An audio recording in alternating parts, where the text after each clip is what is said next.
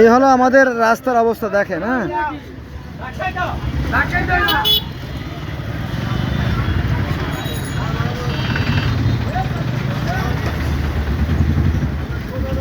রাস্তার এটা আমি বাম পাশটা দেখাচ্ছি, ডাইন পাশটা ওই একই অবস্থা। ডাইন পাশটা ওই দেখেন, ওই যে বড় বড় গাড়ি দিয়ে আটকায় রাখছে। হ্যাঁ, বড় বড় গাড়ি রাখার ফলে, এই দোকানপাট রাখার ফলে দেখেন এখানে সামান্য লেবার দিয়ে এই কাদাগুলো তুলে ফেললে কিন্তু এখানেই লেগে গেল গাড়ি।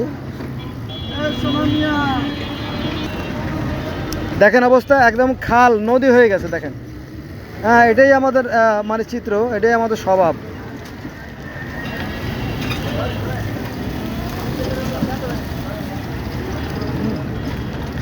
রাস্তার অধিকাংশই আপনার একদম বেদখল, এখানে চলার মতো কোনো পরিবেশ নাই। দেখেন এই নির্বোধের দলেরা এই নোংরা বিষাক্ত পানির মধ্যে প্রস্রাব করার ফলে কিন্তু তারা বিভিন্ন ধরনের যৌন রোগের আক্রান্ত হয়। কারণ আমি মেরি স্টপসে প্রায় 18-19 বছর চাকরি করছি, তো আমি এ ধরনের লক্ষ লক্ষ রোগী দেখছি। আমি যথেষ্ট ভালো জানি বলে আমার অভিজ্ঞতা থেকে বললাম। আপনাদের বিশ্বাস করা না করা আপনাদের একান্ত ব্যক্তিগত ব্যাপার। দেখেন রাস্তা জুড়ে গ্যান্ডারি বিক্রি করতেছে, দেখেন। অথচ এটা হচ্ছে আপনার এটা কী বলে, এটা সোয়ারিঘাট মহা গুরুত্বপূর্ণ একটা রাস্তা। হ্যাঁ, এই জ্যামের ভিতরে রাস্তা দখল করে আপনার গ্যান্ডারি বিক্রি করতেছে, দেখেন। অথচ আশেপাশে এক জায়গায় বসে করলে কোনো সমস্যা ছিল না। মেইন রাস্তাটা খুব গুরুত্বপূর্ণ, এটা আমরা সবাই বুঝি।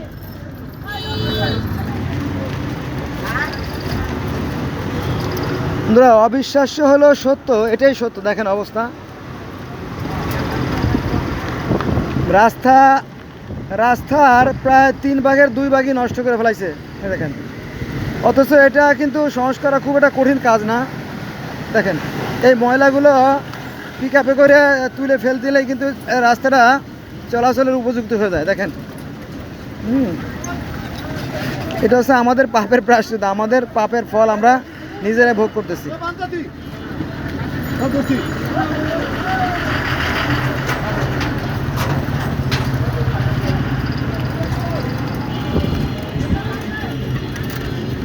আমাদের ইসলাম ধর্মে বলা আছে যে তোমরা যদি রাস্তার পর কোনো ক্ষতিকর বস্তু দেখো তাহলে সেটা তুলে ফেলে দিও, যাতে তোমার অন্য ভাই কষ্ট না পায়। কিন্তু আমরা মুসলমান বাড়ি, কিন্তু ওই কাজের মুসলমান না, নামের মুসলমান। ধন্যবাদ সবাইকে।